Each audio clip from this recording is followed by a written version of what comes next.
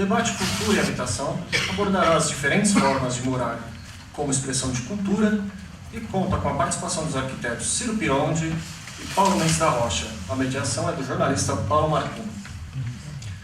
As perguntas poderão ser feitas da plateia por meio de fichas ou pela internet pelo e-mail habitar@vilamariana.sescsp.org.br.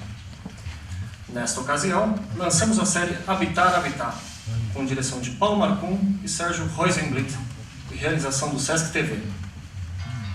Habitar conta com 13 episódios e estreará no próximo dia 10 de novembro na Sesc TV e será exibida aos domingos às 20 horas. Chamamos agora ao palco Ivan Giannini, superintendente de comunicação social do Sesc São Paulo, representando o senhor Danilo Santos de Miranda, diretor regional do Sesc São Paulo, e os diretores Paulo Marcum e Sérgio Rosenblit.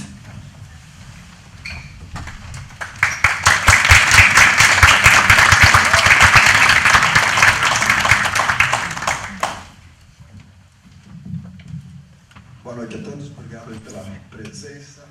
Eu queria agradecer muito a disponibilidade do Paulo Mendes da Rocha e do Ciro Pirondi para discutirem juntamente com a gente as questões da habitação, da arquitetura, da cidade em geral, enfim.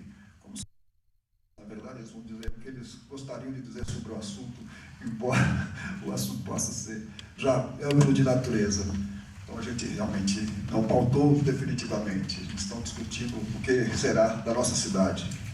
Eu tenho um recado aqui do nosso diretor regional do Sesc, Danilo Miranda, que hoje não pôde vir. Já cumprimentei os dois Paulos, né? Agora vou cumprimentar o Sérgio. Tudo bem, Sérgio? Prazer também estar contigo aqui. A gente escreveu um texto sobre este momento. Nossa casa diz muito sobre quem somos. Revela hábitos, escolhas estéticas, heranças históricas e referências que definem nossa identidade cultural. É o que nos lembra Habitar, essa nova série sobre a qual falamos aqui, dirigida pelo Marcum e pelo Sérgio Rosenblit, que estreia no nosso canal. O dia já foi dado, eu não me lembro mais que dia exatamente que é, mas hoje já estreou o site, né, Paulo? O site já está no ar a partir desta tarde, já discutindo algumas questões que a série propõe. Com essa série, o Sesc propõe um debate sobre a cultura e as formas de morar do brasileiro, e também a respeito da arquitetura como elemento de identificação de uma sociedade em sua expressão do simbólico. Dirigida pelo Marcum e pelo Sérgio, né, apresenta 13 documentários, como já foi dito aqui, algumas das mais relevantes formas de habitação encontradas no Brasil, revelando por meio dessas construções as histórias de seus moradores e grandes traços gerais da cultura brasileira. Essa diversidade de propostas, embasadas em projetos arquitetônicos ou construída pelos próprios saberes populares acumulados, nos dão um panorama da riqueza e da pluralidade de referências coexistentes em nosso país. Numa contribuição à percepção das identidades impressas nas moradias do país, a gente convida a todos para um debate sobre a cultura, a habitação, como um espaço que reforça a diversidade presente na cultura brasileira. Portanto, muito obrigado pela presença de todos e uma boa reflexão a respeito. Paulo, continua. Obrigado. Fazer aqui Paulo e Sérgio. Paulo e Sérgio. Paulo quer dizer pequeno, Sérgio quer dizer servo. Ele fala, eu olho. Tá bom. Bom, antes de mais nada, a gente queria agradecer imensamente o Sesc. Essa é a segunda série que nós fazemos em dupla, de alguma forma abordando questões da arquitetura. O Habitar é bastante diferente da série anterior, porque a gente se deparou com, primeiro, uma realidade muito diversa de maneiras de morar do brasileiro, e em segundo lugar, porque o modo de produção da série, que incorporou uma Steadicam, e quem é da área sabe o que é isto, é uma espécie de colete que permite que o diretor de fotografia tenha muita mobilidade e funcione como o olho da pessoa que está assistindo a série. Isso mudou radicalmente a maneira da gente filmar o documentário.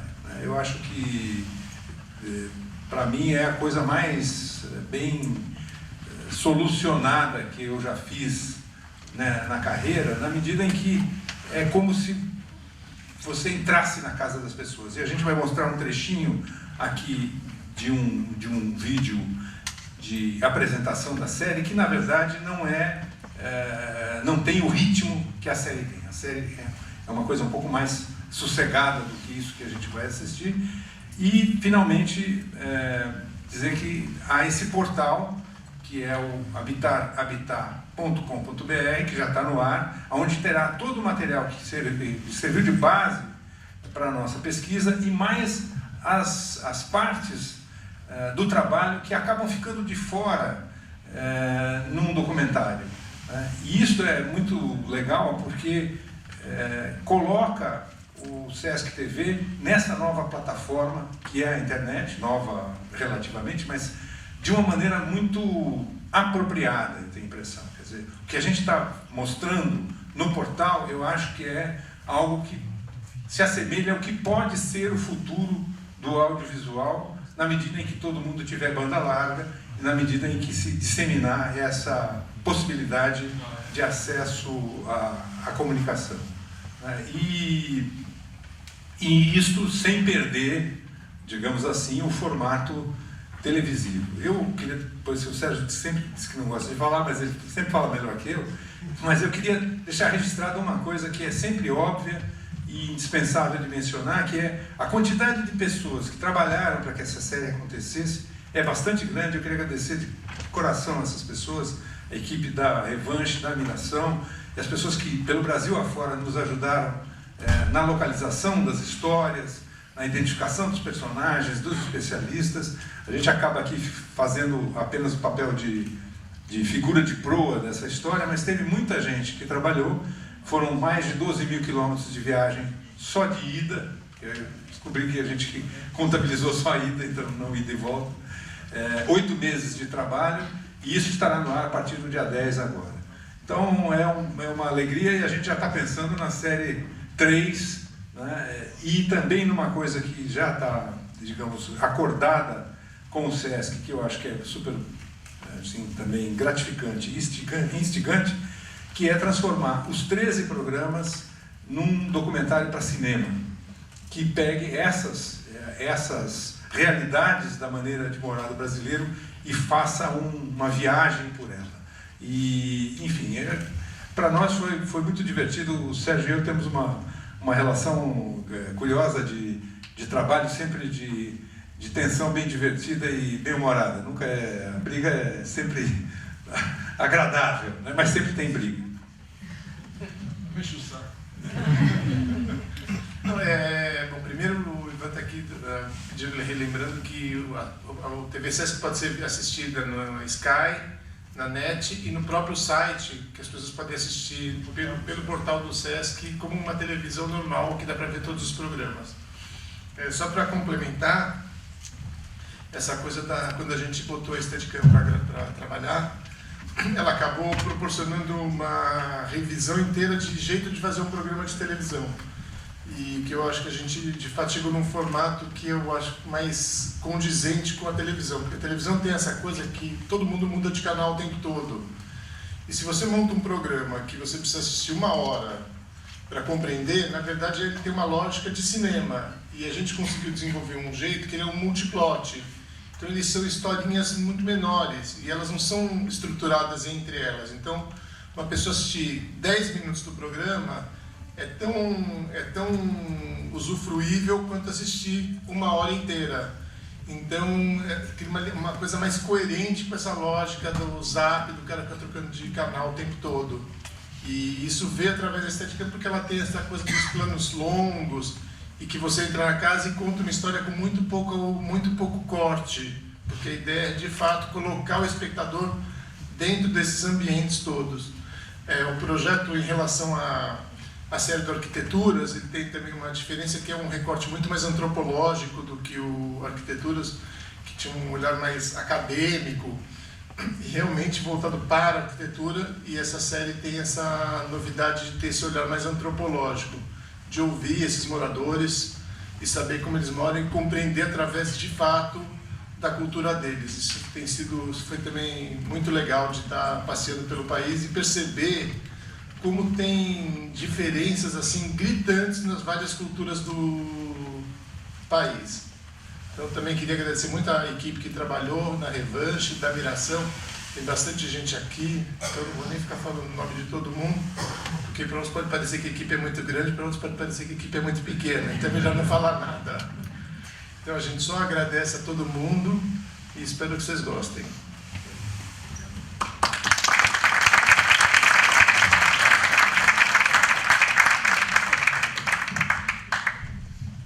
Agradecemos a Evangeline, Paulo Marcon e Sérgio Weisenblit e convidamos a todos para assistirmos ao vídeo de apresentação da série.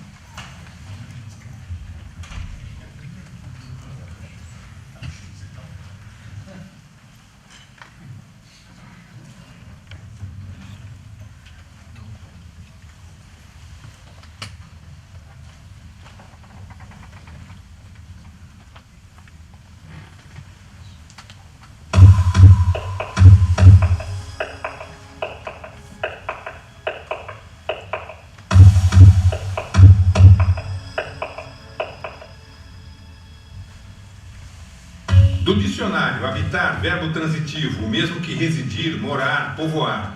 Habitar, substantivo masculino, conjunto dos fatos geográficos relativos à residência do homem, lugar habitado por uma raça, um animal, uma planta em estado natural.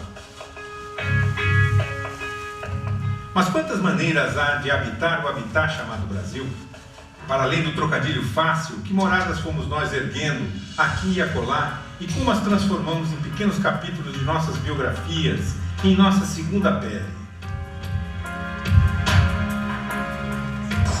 Bem-vindos à Fazenda Santa Fátima. Vocês estão vindo do Rio de Janeiro? São Paulo. Por favor, notícias da corte. Você tem alguma notícia? É muito difícil chegar no Rio de Janeiro. São 14 horas de viagem a cavalo. Por favor, sabe de alguma coisa?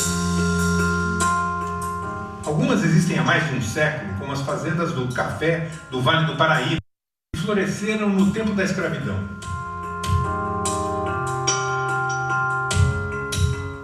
As que seguem encarapitadas no topo de suas colunas, driblando as cheias do grande rio. Outras ainda estão se desenhando na zona sul carioca, e suas casas são cada vez mais ajeitadas e cobiçadas.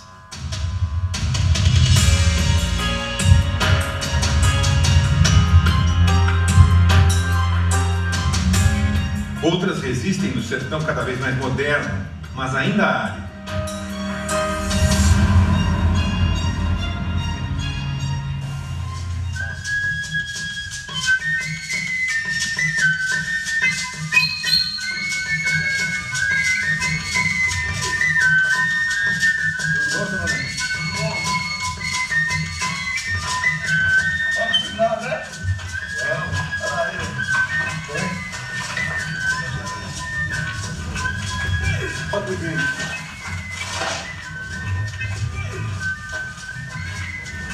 Estou fazendo aqui um quarto para uma menina que pediu, uma neta. A gente estou fazendo aqui um quartozinho. Ela de tijolo, disse, não, Pazuzinho, vamos fazer ele tá, para levar mais para o renovo inicialmente. Eu dormia mais sozinha. Aí eu queria fazer um quartinho para eu dormir sozinho no quarto. E aí, o que você pediu? Falou com quem? O vozinho. O que eu pedi pra você? Ele disse que ia fazer. E tá ficando bom? Tá. Olha, muito bem. Essa volta aqui, que eu estou com ela aqui, tem gente que passa ela assim, mas não é assim. É assim, olha. Trabalho como eu aqui para me ensinar, não sei a leitura, agora eu trabalho, outra volta aqui do mesmo jeito, olha. Olha, pega aqui, menino, eu ensinei isso, né? E aí, mas a cabeça é dura.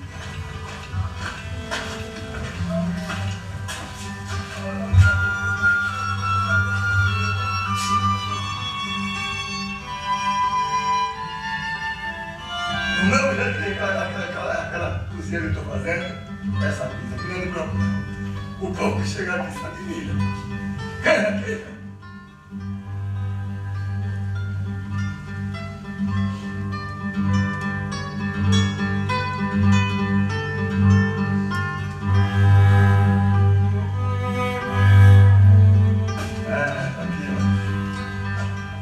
Sebastião, Cacum, perguntou bem feito.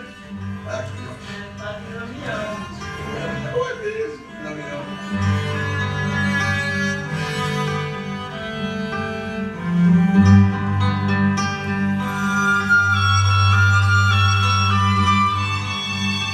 Na beira da praia agarram-se as casas dos caiçaras, como caranguejos teimosos. Há as malocas, que já não estão mais apenas no meio da selva imensa, como a dos Waimiri e Atroari, mas buscam renascer na margem do asfalto. Eu casei lá no Taquaruçu, onde tem 20 quilômetros daqui. Ah, é? A família de lá, Como né? vai? Aí casei, aquele de lá, 23 anos, casei, veio aqui. Sei. Com um rapaz daqui. A senhora tinha 23 anos. Quando eu casei, estava 23 anos. A senhora tem quantos anos hoje? Depois de sair, não mudei nenhum lugar.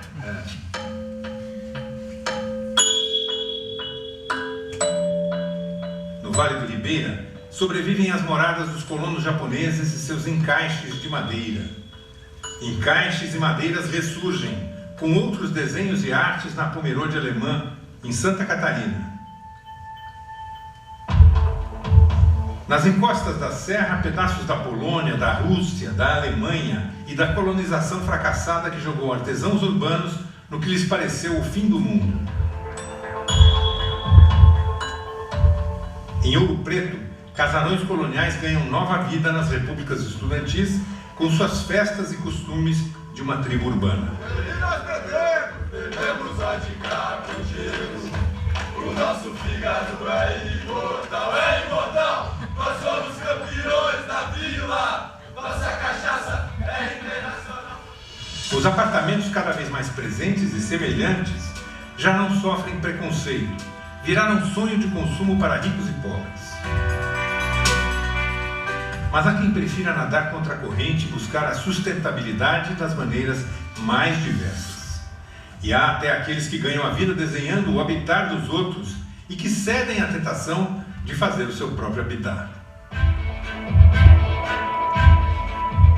Uma casa do arquiteto que ele fez para ele deve conter, nesse horizonte poético e lírico, altos ideais que servem para você transpor para essa verdadeira casa que vai construir a cidade, que seria a casa para todos.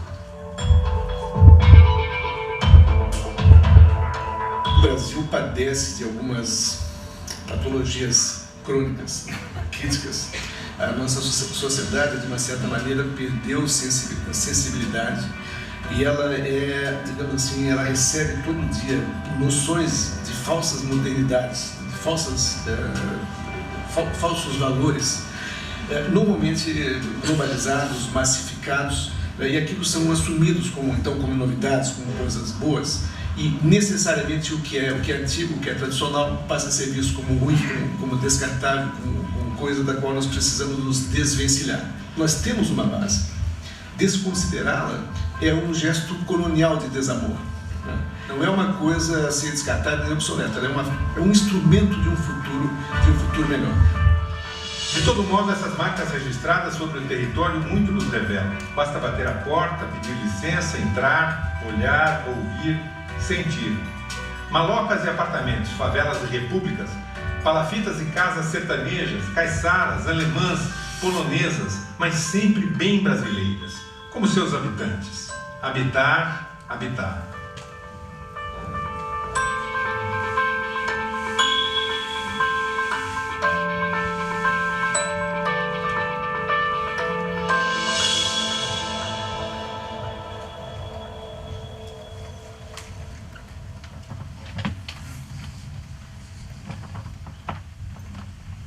Chamamos também o arquiteto Ciro Pirondini e o arquiteto Paulo Mendes da Rocha.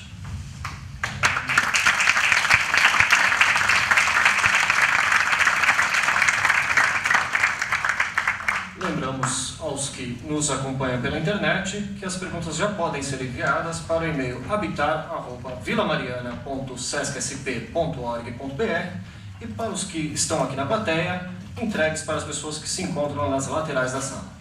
Em suas pastas há fichas para essa finalidade.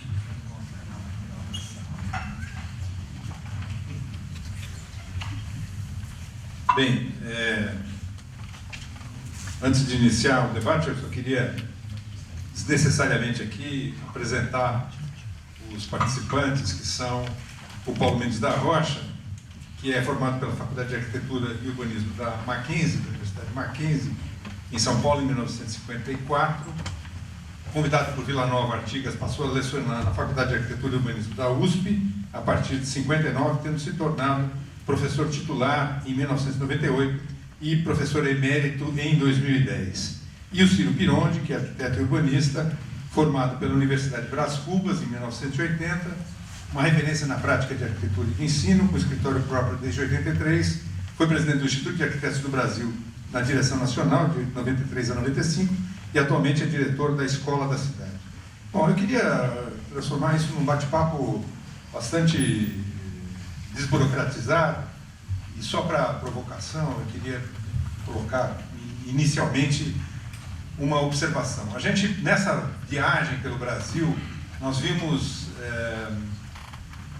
maneiras de morar muito diferentes, muito tradicionais, a começar pelas malocas dos índios, e é nesse aspecto que eu me deparo aqui com um dado curioso. As malocas, essas habitações coletivas dos índios, principalmente do Alto Rio Negro, elas tinham praticamente desaparecido em razão da pressão dos missionários, porque para os missionários católicos, a maloca era o território do diabo.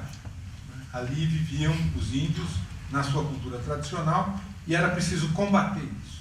E o curioso é que elas estão ressurgindo por obra dos arquitetos, que fizeram um trabalho de resgate das técnicas de construção junto aos antigos habitantes e velhos das tribos indígenas, e construíram, e a gente mostra isso no documentário sobre malocas, uma espécie de kit que eles transportam para as aldeias e que constroem uma pequena maquete da maloca indígena.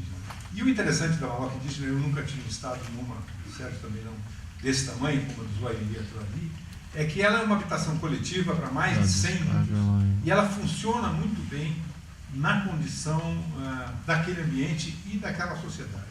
E o que eu às vezes fico pensando é em que medida a gente está fazendo algo parecido no século XXI, com tanta tecnologia que a gente tem à disposição, que tipo de construção é feita hoje para o habitante do século XXI, e em que medida essa construção tem a ver com a nossa cultura, tem a ver com o ambiente em que ela está inserida e tem a ver com o conforto, a segurança das pessoas que ali vivem e o convívio, porque a maloca do índio ela tem um espaço para cada família, e ele é delimitado fisicamente apenas pelos esteios, e é como se tivesse paredes invisíveis, e a área central da maloca é uma área coletiva.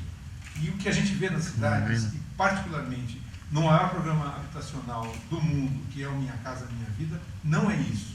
É algo que nada tem a ver com a realidade, seja do meio ambiente, seja da vida das pessoas. Então eu coloco isso apenas como provocação para que a gente bata um papo totalmente sem freios e sem amarras aqui, começando pelo Paulo.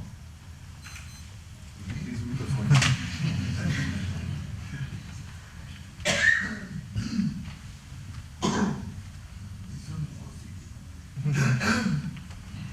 Para falar aqui, não é? Bem, eu acho que é uma questão aberta e tão ampla que ninguém sabe bem como começar. Mas é talvez a mais antiga questão do que somos nós, do homem. Onde estar, onde ficar, onde se estabelecer.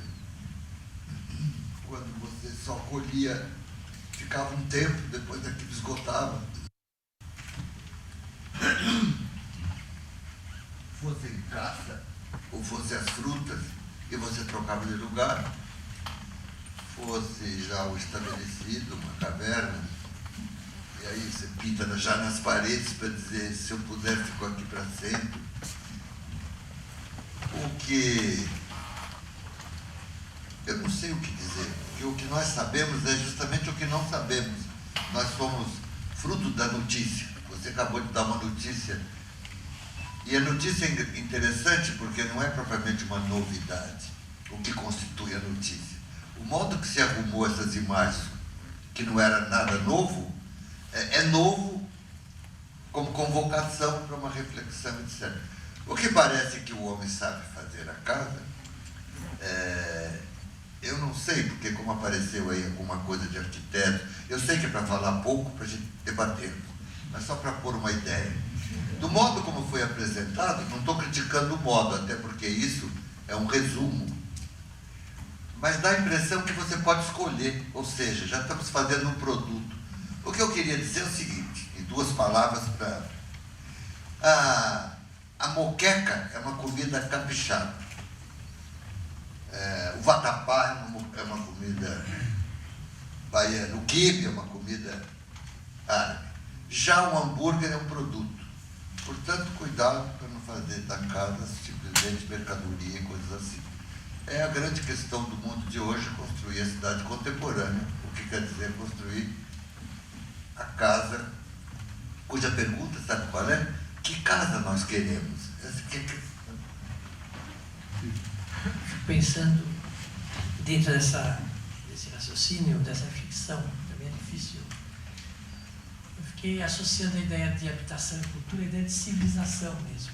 Não a ideia do habitar como uma coisa isolada, mas a ideia da civilização, quer dizer, o homem que habita o mundo, né, e é habitado por ele.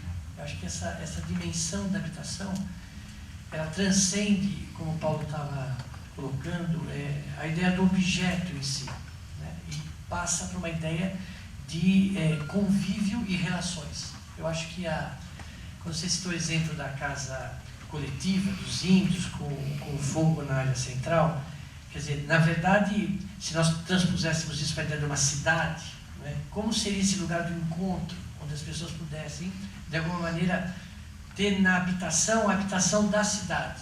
Então, eu acho que a grande questão que se coloca hoje, quando nós vemos esses meios de comunicação tão desenvolvidos, em que na própria habitação as pessoas se isolam, não é? Através de jogos, de artifícios eletrônicos, e que dentro da própria habitação, na própria casa, as pessoas acabam ficando separadas. Nós vemos alguns antropólogos aí, sociólogos, falando do teletrabalho, como possibilidade de não ter mais deslocamento, de alguma forma resolver a questão da cidade. Quer dizer, será que essa ausência do encontro, da convivência, e, portanto, será que isso acabaria com o conceito de civilização como nós conhecemos? Eu acho que a discutir a habitação nesse sentido da cultura, eu acho que é ir um pouco nessa direção. Que, sem dúvida nenhuma, nós não podemos perder as identidades, porque elas todas que constituem a nossa própria razão de existir. Eu me lembro de por vezes, talvez os poetas nos ajudem um pouco. Tem um poeta caribenho que eu gosto muito, chamado Derek Walcott. Esse homem vive numa pequena ilha chamada Santa Lúcia, no Caribe, nas Pequenas Antilhas. E ele fala da casa como um processo mental. Ele fala que a casa que ele gostaria de ter, de ficar, ele foi prêmio Nobel de Literatura em, acho que 96, não sei bem. Mas ele é um senhor negro, que praticamente nunca saiu dessa ilha, que tem apenas 25 mil habitantes, escreveu um livro divino, que eu aconselho a todos aqueles que escrevem um livro, que chama-se Homéricos. E nesse livro ele tem um capítulo todo dedicado à ideia de casa que ele tinha. O texto todo remete à ideia da casa como um objeto de afeto e um objeto onde as contradições e as raivas também, as angústias se expressam. E que, portanto, ele fala que é a casa que tem só algemas, e as algemas são mentais. Então ele remete à ideia. Eu acho que se nós pudéssemos pensar um pouco, pois é claro, caindo dos planos das realidades objetivas, nossa habitação social e tudo mais, eu acho que valeria a pena talvez encaminhar um pouco nessa direção. Assim. O que como o Paulo colocou, é a ideia de civilização e morar nesse momento, nesse mundo, e que processo nós deveríamos ter para poder constituir uma habitação que fosse ao mesmo tempo uma habitação capaz de estabelecer relações entre as pessoas de alguma maneira, até mesmo dentro da própria habitação, da própria casa. eu acho que também entra aí a questão, quer dizer, nós vivemos, todo mundo sabe, numa sociedade cada vez mais urbana, inevitavelmente, irreversivelmente urbana. E, no entanto, muitas das pessoas que habitam as grandes cidades, que têm um mínimo de condição de, digamos, sair dessa luta mais dramática pela sobrevivência, acabam renegando a cidade. Né? É uma frase antiga, que se me falha a memória, da Idade Média ainda, que dizia que o ar da cidade faz os homens livres, né? E que nos livros de urbanismo, de arquitetura que eu li há muito tempo atrás, era insensata essa frase, mas você vê exemplos na cidade de São Paulo de moradias e de guetos que não são nem um pouco urbanos. Né? Quer dizer, a cidade urbanos, no sentido de permitir o encontro. E aqui a gente tem no palco dois arquitetos que têm uma vinculação forte com a cidade. Né? O Paulo tem o escritório dele na sede do Instituto de Arquitetos do Brasil, na Bento Freitas 306, ali, que é bem no centro da antiga chamada Boca do Luxo, né? E que é um prédio histórico que parece que agora será finalmente recuperado do ponto de vista do patrimônio histórico, porque está caindo aos pedaços, mas é um prédio importante, e o Ciro no edifício externo, não é isso? Que é na Praça da República, e ambos, e o Ciro trabalha ali na Escola da Cidade, que é do lado, tanto do externo quanto do IAB. E ele disse, ambos a gente encontra, eu, quando estou em São Paulo, fico ali também na Avenida São Luís, a gente encontra percorrendo o centro da cidade. Agora, as pessoas que têm condição e padrão intelectual e de vida equivalentes a de Ciro e do Paulo, muitas vezes de outras áreas profissionais, acabam buscando guetos na cidade e se afastando dela. Quer dizer, a moradia como uma espécie de fortaleza em que ele quer ter segurança, o shopping do lado, né? O Ciro até mencionou essa experiência, e um pouco das exceções que são edifícios como o Conjunto Nacional, o Copan, edifícios de uso misto, que talvez sejam um caminho para ter uma cidade mais utilizável, mais agradável. Não sei se é certo. Eu acho que isso é uma atrofia mesmo do conceito de civilização. Eu acho. Tudo que nós fomos capazes de construir foi estabelecer através das cidades a ideia do encontro. De alguma forma, produzir esse encontro, mesmo com os seus conflitos, dimensões de uso coletivo, espaços públicos. A dimensão do espaço público hoje nas cidades praticamente se perdeu. Então, essa retomada e essas pessoas que buscam fugir disso, no meu entender, é a atrofia de tudo aquilo que a gente viu, por exemplo, no filme. Aquele exemplo tão comovente da moça pedindo para o avô fazendo um cômodo a mais na casa. É uma forma de busca desse convívio, de procurar estar ali, não é? E não longe de lá. É claro que atrás de toda essa ideia existe nós vivemos nessa sociedade, eu acho que existe uma indústria mesmo da insegurança, para poder vender a segurança. Por exemplo, São Paulo hoje investe 3 vezes mais na indústria da segurança privada do que na pública. O orçamento é 3 vezes maior na privada. Quer dizer, então isso tem uma indústria por trás de tudo isso, que vende esse conceito que você precisa se isolar mesmo. Então, eu imagino que habitar na sociedade contemporânea é essencialmente estabelecer, não como um produto a habitação, como o Paulo também colocou, mas estabelecer como um processo para a cidade e para a sociedade de construção para todos. Né?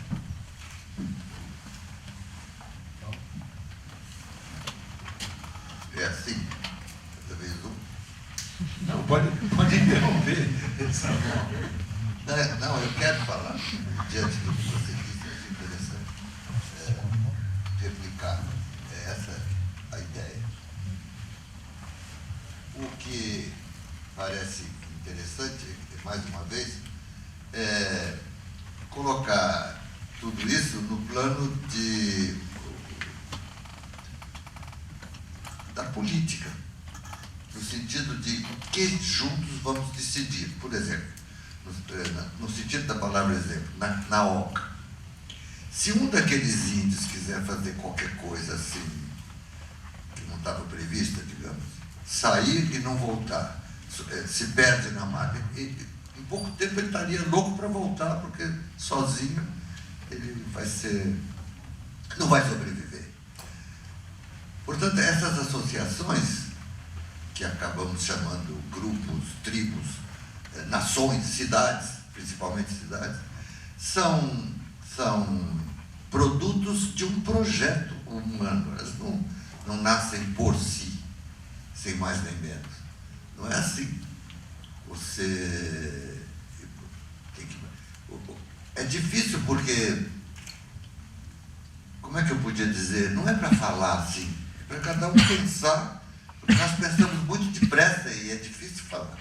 E o que eu quero dizer? Quando você conversa como estamos conversando agora, você está convocando, porque leu livros, etc., de uma forma ou de outra, teve notícias, tudo que o homem soube ou conseguiu saber sobre tudo isso há 1 milhão, 2 milhões de anos, aí todo mundo já leu, filósofos, antropólogos, etc. Portanto, convocar para dizer tudo isso, e mais, diante do que nós estamos vivendo, que projetos temos já esboçados para o futuro, quando se critica que a cidade vai mal, é necessário transporte público, já está editado o futuro. É uma cidade como São Paulo, que devia ter, por comparação com outras, 400, 500 quilômetros de metrô, só tem 70, é como se dissesse, temos que imaginar, por hipótese, que já temos os 400. O que seria? É completamente outra coisa. Portanto, essa vida toda nossa, assim, é um projeto. Essa casinha lá, a palafita, que as imagens são lindas quando se filma, passando por sua vez quem está produzindo as imagens numa lancha, da água para a terra. Aquelas casas não poderiam ser de outra maneira. Se talvez o tolo tivesse feito de outra maneira, ele já tinha transformado naquela, porque a outra foi levada pela... Ou seja, está faltando convocar com clareza aquilo que todos nós sabemos, mas é a técnica. Hoje existem técnicas, você viu aquele homem, é uma maravilha, um gigante, arrumando aquela argila, aquele barro no chão e fazendo a casa. É fantástico o cara que constrói a própria casa, ainda escolhe cor e tudo isso. Mas aquilo é tudo que ele possui como técnica. Ele mostrou como dá aquele nozinho para amar. Aquilo é concreto armado, se você quiser, né? O agregado é barro e o armado, a armadura é cipó, taquaras e madeiras flexíveis. É uma coisa fantástica o nosso saber. Muito bem. Aí você tem uma máquina que fura o subsolo, Tatuzão, você põe um metrô dentro da cidade que já existe. O que nós podíamos pensar? Nós estamos a ponto, porque é possível, de desenhar novas experiências sobre a cidade de uma maneira muito mais rápida do que aquela que simplesmente não, como aquela que a história veio trazendo até hoje, porque estamos vivendo outra história. A história que nós estamos vivendo, por exemplo, nunca houve antes. Bom, parece uma balela, não é isso que eu quero dizer. Todo mundo vive uma história que nunca houve antes. O que eu quero dizer é que se você passar um filme para trás, a experiência dos outros, nunca foi como essa que nós, os vivos, ao mesmo tempo agora estamos vivendo. Pela rapidez com que as coisas se passaram. É um pouco rebarbativo, mas é bom lembrar, 400 anos não é nada, e o Colombo que veio aqui movido pelo vento e tudo aquilo, porque ele sabia, os almirantes sabiam, tinham certeza, os astrônomos, Mas o homem que disse que a Terra é que girava em torno do Sol foi condenado à fogueira, na mesma época, você imaginou? E hoje fica se dando prêmio para tudo quanto é cientista. Nós não duvidamos mais do conhecimento. Ninguém duvida mais que o planeta é um pequeno calhau perdido no universo, submetido às leis da mecânica celeste. Isso quer dizer que a cultura popular é estabelecida em torno dessa realidade. Isso muda completamente. E essa cidade que nós estamos vendo da janela, que é o que estamos comentando, São Paulo é um desastre. Primeiro, antes de mais nada, é preciso lembrar que todos esses famigerados problemas do trânsito, isso e aquilo, em todas as cidades do mundo, o fenômeno é o mesmo do ponto de vista um desastre, uma coisa que não pode continuar, não pode progredir o modo. Temos que trocar o modo de fazer as coisas. E nesse momento abre-se belíssimos horizontes, porque você pode desenhar outra cidade, é o que fica claro. Então só a sedução e o prazer dessa outra cidade, que seria muito mais brilhante, muito mais monumental, se quiser dizer assim, do ponto de vista do prazer, do êxito da técnica, nada disso acontecendo, é muito interessante pensar. Isso quer dizer que estamos numa revolução, o mundo vai ter que mudar sobre esses aspectos, do desastre provocado pela técnica. Praticamente a minha ideia é que vivemos essa questão da reflexão. Nunca houve um discurso de uma assembleia tão mundial como hoje, do ponto de vista efetivo. Já se tentou há muito tempo, isso não seria novidade, mas efetivamente uma ONU só existe hoje. Está plenamente lá, sessões permanentes, e Unesco, e FAO, preocupação com a alimentação do mundo, etc. Aí a escravidão foi louvada e enriqueceu muita gente ontem no Brasil. Hoje o que nos preocupa é a fome na África, há uma indignação. Nós estamos vivendo uma revisão crítica no sentido construtivo da política colonial. Temos que mudar as relações humanas. E está se mudando de uma forma revolucionária no sentido da velocidade. As relações masculino e feminino, o conceito de masculino e feminino, do ponto de vista não científico. Os cientistas há muito tempo que estão sabendo. Do ponto de vista dos modos e da própria cultura popular, entre nós, consciências sobre superpopulação, o planeta não aguenta dobrar a população, não é possível. Isso muda sexualidade, relações. Nós estamos vivendo essas transformações. Olha, você pode ter uma visão cristã que sofre disso, ou uma visão revolucionária que goza disso. Nós temos que ter uma visão erótica da vida, gozar essas transformações. Estão se dando. Portanto, do ponto de vista da cultura, o que é a casa, e a lírica e a poética do habitar, etc., faz parte do processo, mas não vai engendrar propriamente uma casa nova. A forma da casa não cria uma casa nova. Nós somos sempre os mesmos. Como é que diz por que o outro fez uma música tão querida, que diz assim, da janela vê-se o mar, o corcovado, que lindo. Isso quer dizer que se você tivesse perdido na praia olhando aquela mesma pasmaceira da paisagem, não tinha graça nenhuma. Tem que olhar de uma janela, presume-se que há a cidade. A paisagem para nós, ela pura, é um horror. Você vira para trás e começa a chamar cada um, aquele que... Ciro, Zezinho, Maria, onde eu estou? Que diabo é isso? Porque o planeta, a natureza, outra questão é essa.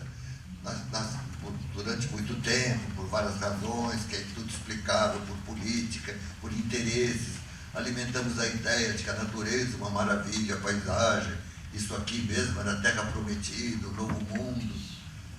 De repente você vê que não é. É uma massa instável, com um miolo candente que sai pelo buraco dos vulcões, uma coisa horrível. Uma lava incandescente logo ali embaixo, uma coisa apavorante. Não sei como é que nós temos tanta fleugma de ficar aqui falando. Isso aqui está balançando tudo. É muito interessante. E, por outro lado, há um pequeno engenho atualmente, lá em Marte, mandando notícias para cá, o tal Curiosity, é que nós não vivemos essa situação com consciência. Eu tenho a impressão que se há de fato uma revolução, que há, mas ela será fundamentalmente efetiva na educação, para as crianças, a escola hoje, para onde nós mandamos nossos filhos, eu já ando mandando bisnetos, hein? É uma estupidez, porque ficam distraindo as crianças com asneiras. Ninguém mostra como uma pedra pendurada numa linha é um fio de prumo e se balança, acaba, etc, etc. Os fenômenos fundamentais e que regem a construção da cidade, da física, a chamada física elementar, são visíveis. É um plano inclinado, a bola rola no plano, produz. As crianças deviam brincar em laboratórios evidentes sobre a fenomenologia da natureza, ou seja, a natureza não é paisagem, é conjunto de fenômenos. E tudo isso muda a nossa vida. E como é que se vai dizer que muda para bem? Só vai mudar para mal. Como pode mudar para mal? Como que a nossa vida pode ser imaginada mudar para mal? Você pega um homem desses que pega lixo na rua, que tem um carrinho, os que já estão um pouquinho organizados, sempre dormem no mesmo lugar, embaixo do viaduto, pega, se fosse possível essa fantasia, põe ele lá de onde ele veio, não sei em que sertão, ele, nem que seja a pé, e leve 6 meses, ele volta. E pergunta, cadê meu carrinho, meu cachorrinho? Porque são conquistas incomparáveis em relação à solidão do homem abandonado num sertão. Não existe isso, não é desejável. Mas não existe como desejo. Nós temos que ficar mais tranquilos, o Ciro disse muito bem, os que fogem dessa evidência da vida urbana, para esses modos de morar em condomínios, isso e aquilo, refletem uma posição de falta de educação política, não para obrigá-los, mas para que eles tivessem, seja quem for, outra convicção. Porque dentro do âmbito da política, como questão fundamental para mudar tudo isso, reflete o pavor da liberdade, porque a cidade feita, seja como for, é um lugar de liberdade. Você, de fato, se quiser, deita na calçada e dorme tranquilo. E não faz isso no condomínio, etc, etc. Então, esse pessoal que representa, dentro da estrutura humana, aquilo que chamamos uma visão conservadora, não criativa e puramente e perigosa do ponto de vista da política, porque atrasa o andamento das coisas, não apoia as posições mais libertárias, só podem ser convencidas, discutidas na discussão ampla da questão. Estamos mal representados. A República, não posso imaginar outro modelo melhor. Eleição, representantes do povo, mas não sei por que razão, ou melhor, sabe-se muitas, pouco a pouco, tenta se corrigir, as coisas degeneram muito e não se discute com a força que devia discutir, porque tudo que disser, eu vou terminar essa reflexão, faz ver o seguinte, por outro lado, não adianta individualmente você tentar amassar o seu barro e fazer sua casa. E nós temos que estar amparados por amplos projetos, que esse tem que ser feito de modo, esses projetos, devem ser feitos de modo institucional. Ninguém pode navegar os rios pensando no rio do seu município. Ele sai, vem de lá, atravessa o outro, e assim países, etc, etc. A América não é um desenho que o sistema colonialista impôs. Isso vamos ficar assim por enquanto, estamos de acordo, mas vamos nos unir. Argentina, Chile, Brasil, para fazer projetos que atravessam os territórios, eles são comuns. Ligação ferroviária do Atlântico com o Pacífico para cruzar o nosso continente, tudo isso vai exigir mesmo e fomentar, alimentar novas cidades. E vamos então experimentar com a experiência que temos como faríamos essas novas cidades. Não repetir e não deixar o homem abandonado para sozinho fazer a sua casa, que ele acaba fazendo com poupança, ainda que seja de zinco subir do morro de qualquer modo, né? Nós temos que amparar e exibir o êxito da técnica. Podemos fazer melhor. Eu tenho a impressão que o futuro é esse, não é? A cidade ainda não há. Isso é só um esboço e não está dando certo assim. Mas já se viu que não está, né? Basta a gente ver. Não, o Paulo estava comentando, eu lembrei dessa relação entre dar identidade à natureza. Eu lembrei de uma pequena história que o Borges, quando chega lá perto das pirâmides, pega um pouco de areia e joga em direção às pirâmides e diz: estou transformando Saara. E no textinho dele diz: o que identifica esse lugar são essas pirâmides. Porque senão seria só mais uma parte do deserto que eu não identificaria de forma nenhuma. Ou seja, essa ideia de que a natureza é construída por nós, se nada vira só uma paisagem, se aquelas pirâmides, em vez de ter aquela forma absolutamente geométrica, precisa, das arestas delas, que quando a luz bate dá uma outra dimensão a tudo aquilo que está em volta, provavelmente nós não identificaríamos como aquele lugar. Então eu acho que essa imagem do Borges é muito bonita, que nós podemos ver nas nossas construções, nas nossas cidades, qual a identidade que nós estamos dando a ela. Não é?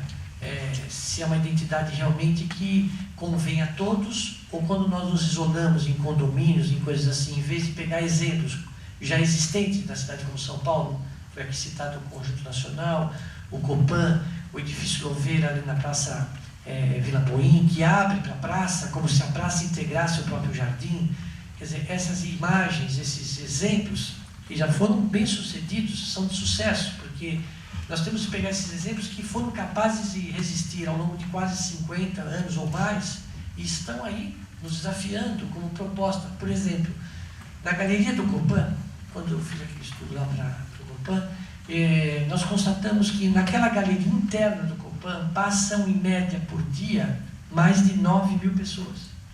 Quer dizer, é um pequeno município que passa ali todo dia, com tudo. Então, imaginar que seria possível nós reproduzirmos alguns modelos, como já tem esse título.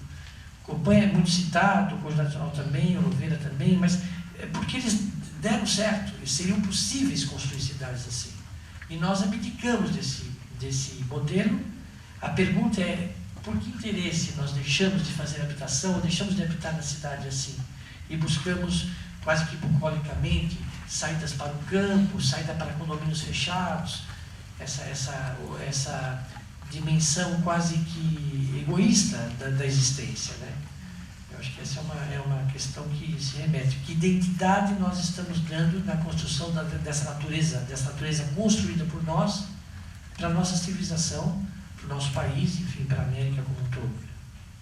Então, tem uma pergunta aqui do Frederico Bolan Neto, que é a seguinte: hoje a moradia em edifícios é um sonho de ricos e pobres, seja nos projetos sociais da CDHU e da Coab, seja nos clubes, condomínios, das incorporadoras.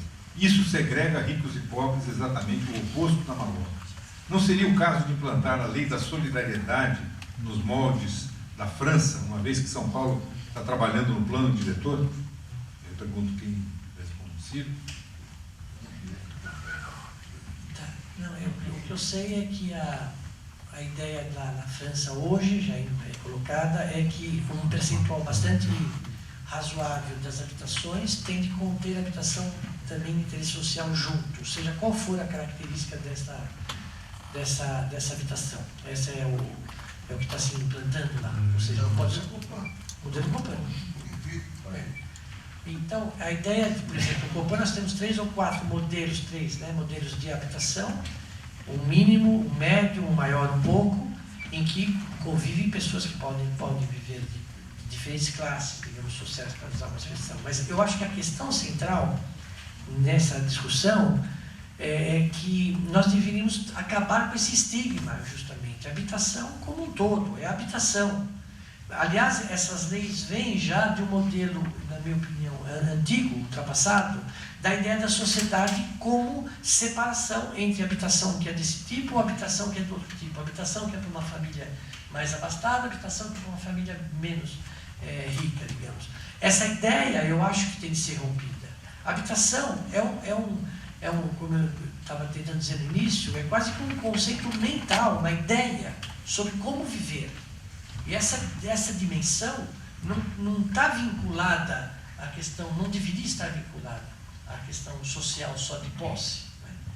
É como se a gente imaginasse que, por exemplo, na Holanda, a ideia de propriedade privada do solo, que é a grande questão, foi abdicada há mais de quase 2 séculos. Quer dizer, por que não? Nós não revermos esse tipo de conceito. Né? E aí, é claro, eu acho que a lei que hoje se aplica na França, e que algumas habitações aqui no Brasil também já tem esse conceito, na verdade ainda é um resquício dessa memória da habitação como uma coisa separada. Né? Eu vou responder essa pergunta, que é do Otávio Luiz Machado, da editora Perspectiva, que ele pergunta a mim, mas estendo aos colegas aqui, se acharem conveniente, que é qual é a minha visão sobre as repúblicas de estudantes no aspecto da interação com a cidade. Os estudantes são aceitos? Por que motivo a cidade se distancia dos estudantes? Eu acho que ele está se referindo, o Otávio tem um livro que fala da maior república estudantil de Ouro Preto, e a experiência que a gente teve lá é que há uma singular experiência das repúblicas que são instaladas em edificações compradas ou controladas pela universidade, mas com a gestão dos estudantes. E isso acabou gerando em Ouro Preto uma quantidade muito grande de repúblicas, sejam elas federais como essas, em que o controle é da universidade, sejam particulares, mas, curiosamente, os estudantes não representam uma força política em Ouro Preto. Então, eles não interferem na decisão política da cidade. E, ao mesmo tempo, acaba tendo uma relação, em certos momentos, de conflito, em função da peculiaridade típica de um grupo de estudantes que mora numa república. Né? A quantidade de festas, o barulho, a bebedeira, um pouco esse folclore.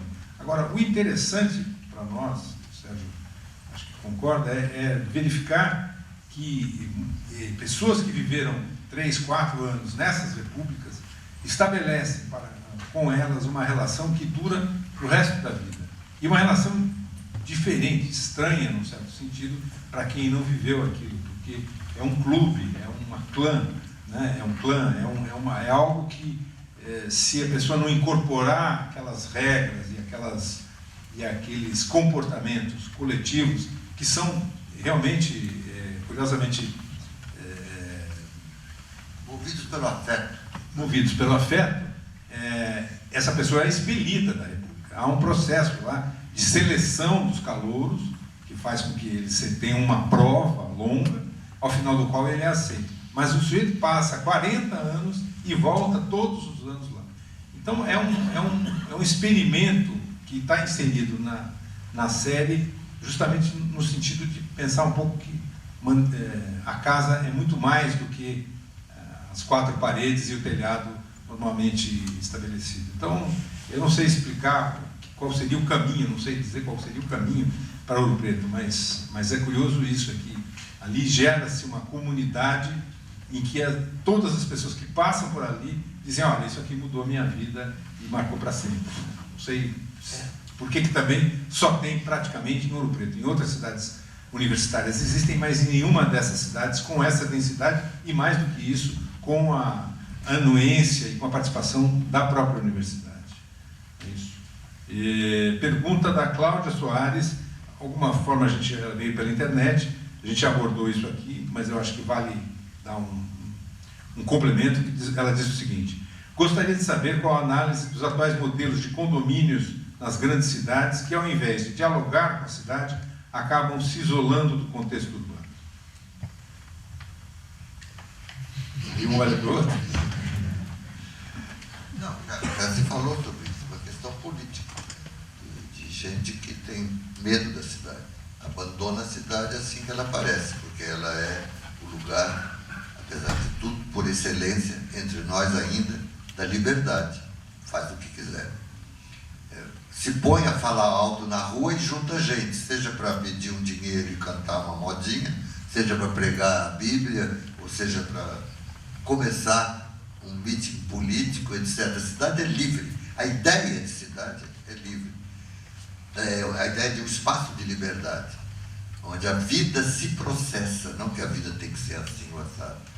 A cidade não foi feita para ter disciplina. É a inteligência do homem que põe, por exemplo, um sistema de metrô controlado, o trem, para que você possa ser livre de tomar esse metrô, esperar daqui a 10 minutos toma o outro.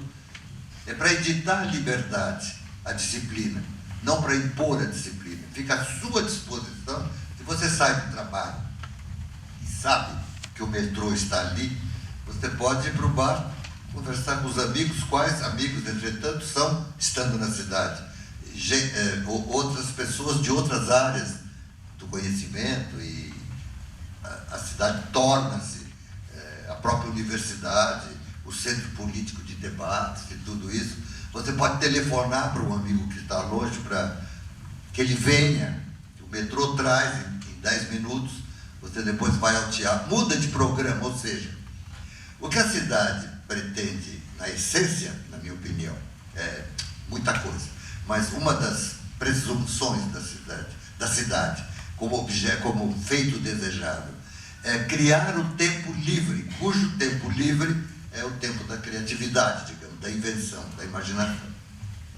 Portanto, a cidade não é feita simplesmente para amparar misérias físicas, a chuva, a casa, é para amparar a liberdade do homem que quer conversar. A cidade é feita para que possamos conversar. No campo, isolado, os homens não têm com quem falar. A vida não flui. As ideias não produzem efeito. Não fermentam, não é? Por isso que talvez essa ideia do objeto arquitetônico isolado, ela vai perdendo cada vez mais a força.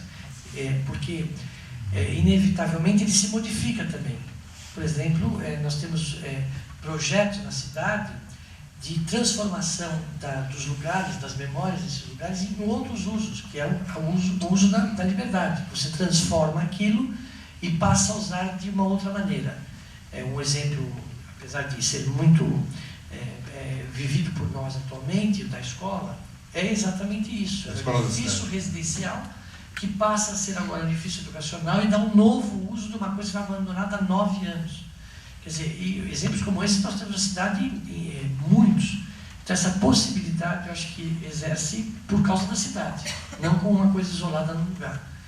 Eu acho que é tão, eu diria assim, na minha opinião, é tão infantil imaginar que você possa viver em algum lugar que não seja a cidade.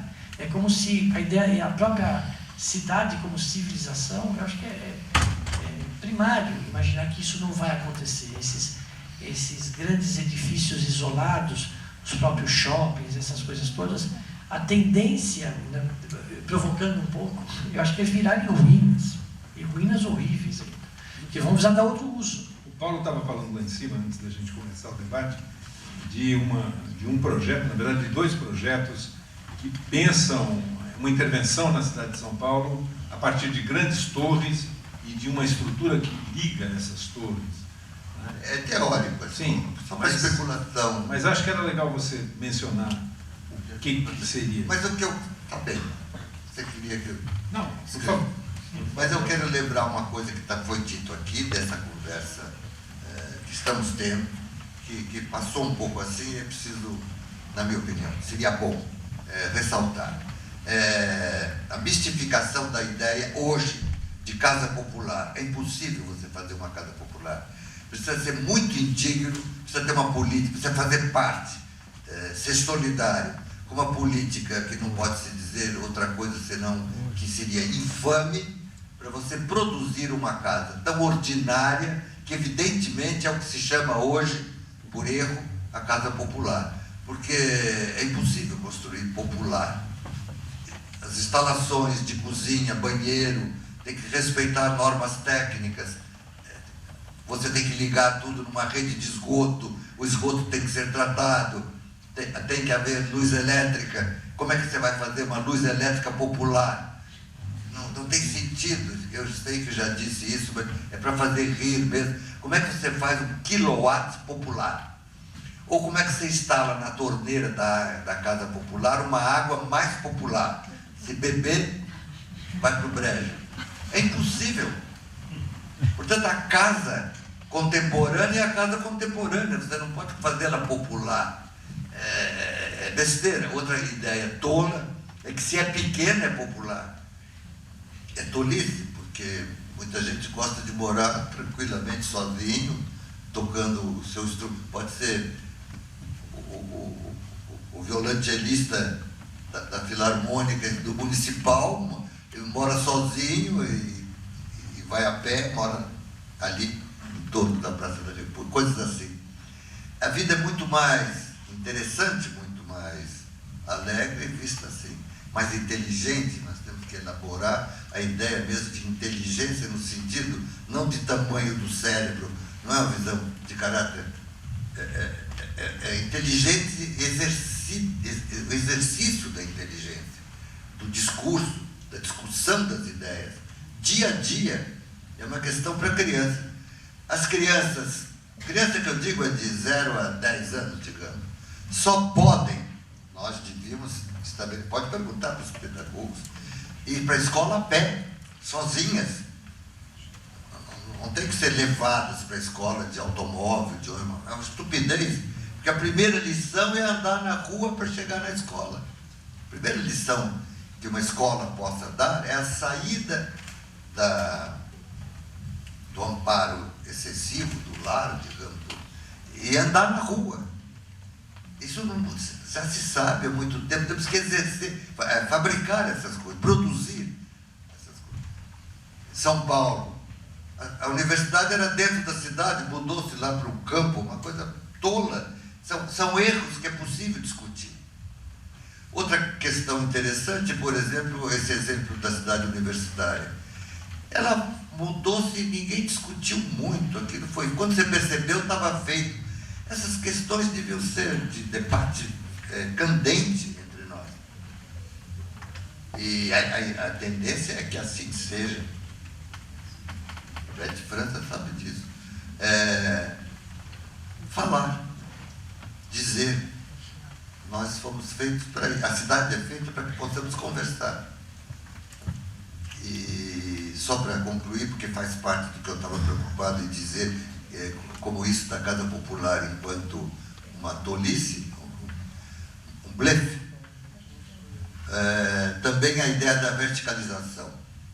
Essa verticalização, simplesmente como reprodução de áreas para que se venda e negócio, é claro que não pode dar certo. Por quê? Esse novo edifício, que é o edifício vertical, não pode ser aplicado na matriz anterior, que é o loteamento das casinhas. É um erro estúpido. É como se fosse Alice no País das Maravilhas, imaginar que vai servir um chá para 8 pessoas no tabuleiro de xadrez. Não cabe a xícara, a colher, a cesta de pão. Tem que ser aquelas... É impenetrável uma coisa na outra. A rua desmancha-se, etc, etc. Então você faz da virtude, que seria o edifício, um instrumento de desastre. Isso existe entre nós como questão política em todos os âmbitos do conhecimento. tanto que uma peça de teatro mais comovente que eu posso imaginar sobre isso chama-se Os Físicos, de um suíço, Duremat. Eu não vou, só 2 palavras para dizer, veja que maravilha. É teatro, então é fácil imaginar. A peça toda se passa no mesmo lugar, na mesma sala, que é uma sala de estar de um manicômio, onde ficam os loucos naquela hora para ver um pouco de televisão, jogar damas, e levanta o outro, fala sozinho. Só que esses loucos são os físicos, mencionados atuais, pelos seus nomes, Heisenberg e Einstein, todos eles, que enlouqueceram porque fez-se a bomba atômica, e não foi para isso que eles pesquisaram e chegaram a falar de átomos e aquilo, constituição da matéria. Eles enlouqueceram. Então você imagina o diálogo que esse homem inventou entre os cientistas. É uma maravilha essa peça. Ou seja,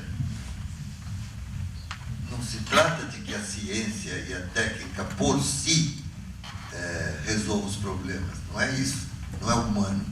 Justamente a riqueza desses recursos é que nos obriga a desenvolver uma política nítida de conhecimento histórico, inclusive convocando todas as nossas memórias e afetos e saberes, para então fazer o quê?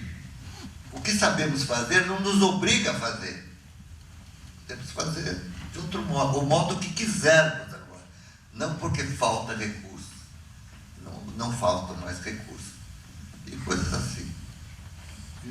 Acho que essa colocação da falta de recursos também, que é uma recorrente sempre em todas as políticas, em todas as discussões, eu acho que isso na verdade, é um engodo, é um absoluto engodo.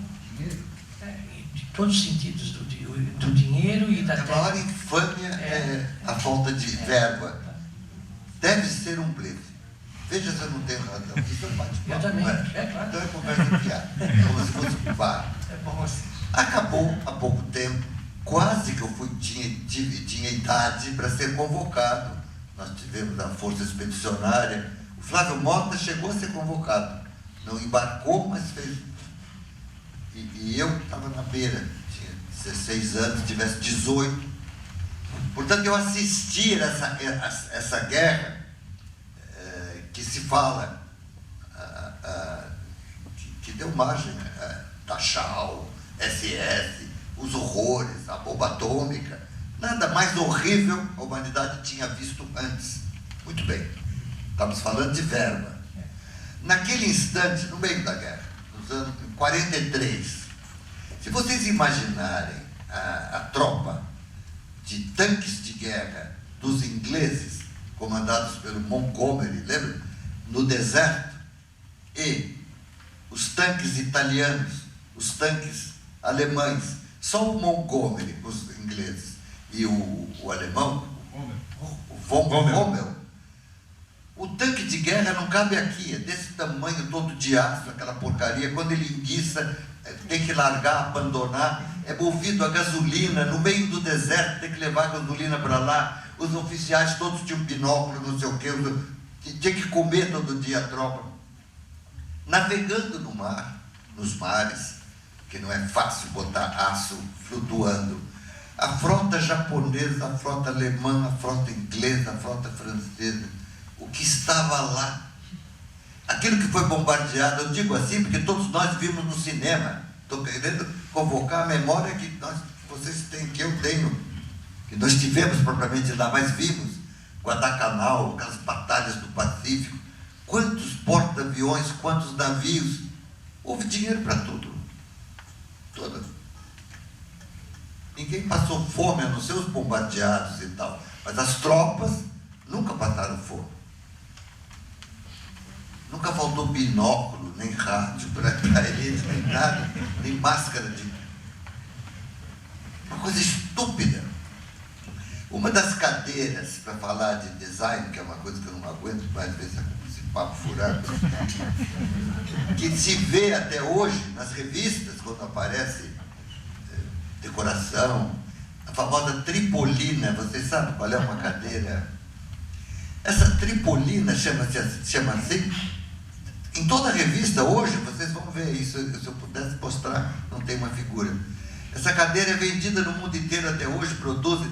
Chama tripolina por causa da batalha de Trípoli, que era a cadeira dos oficiais, da barraca dos oficiais do exército italiano. Para variar, italiano é muito interessante, porque ainda é capaz de desenhar uma cadeira linda para o comandante. A Tripolina é Batalha de Trípoli, ou por Trípoli, o lugar onde a Itália arrumou umas coisas. Muito bem. Como falta dinheiro, alguma coisa deve estar deslocada, eu não sei onde é desse dinheiro, não sei, droga, o diabo hoje. Outra coisa, a produção de armas, a riqueza de alguns dos países é produzir armas. Só para botar uma última azeitona nessa empada aí, mencionar um episódio que aconteceu esta semana, que quem acompanha um pouco as coisas que se discute na internet certamente leu, que é a história de um rapaz aqui em São Paulo, que é um despachante, que faz grandes festas nas chamadas baladas, né, e gasta 50 mil reais numa noite. E aí alguns internautas e algumas publicações duvidaram da existência desse rapaz, e a publicação que fez a matéria, né, ele é um sujeito que tem uma Ferrari e tal, revela ontem que esse rapaz é um despachante que trabalha para os grandes bancos brasileiros, administrando a frota de automóveis que os bancos tomam dos inadimplentes e que precisa ser vendida em leilões. Então, enquanto entre o sujeito tomar o carro do sujeito que não pagou as prestações e leiloar esse veículo para que o banco recupere o dinheiro, esse sujeito faz uma fortuna capaz de sustentar essas festas todas as noites, as 1001 noites que o Joel Silveira lá contou na Avenida Paulista. Então, eu penso que um pouco isso é um bom resumo, talvez, de onde esteja o dinheiro. Certamente ele não está na construção de certas casas, ou de melhor qualidade, de um lado, na escolha de projetos, e muito também não está na solução de questões muito simples, como é o caso dos caiçaras. Os caiçaras no nosso litoral, eles hoje só sobrevivem dentro dos parques estaduais e federais, aonde originalmente eles deveriam ter sido expulsos, porque a lei assim estabelecia. E hoje sobraram pequenos grupos e que resistem ali com grande dificuldade. Eu digo isso porque a gente tem que encerrar o debate aqui, antes de agradecer ao Paulo e ao Ciro, para dizer que o nosso intuito nessa série foi fotografar, digamos assim, um pouco dessas realidades que não conformam uma explicação só e nem um retrato único, né? Elas são muito variadas. E chamar a atenção justamente para essa discussão, que acho que tanto o Ciro quanto o Paulo colocaram aqui com propriedade, de que a solução para esses problemas é possível do ponto de vista técnico, né, do ponto de vista científico, mas ela demanda um outro tipo de envolvimento da sociedade, que eu acho que, de alguma forma, o SESC, quando coloca essas questões em discussão e reúne as pessoas aqui, proporciona. Então, queria agradecer muito ao Paulo, muito ao Ciro e a todos que estão aqui, e convidar para que esse papo continue no nosso site e no acompanhamento da série que começa a ser exibida no próximo domingo à noite. Muito obrigado.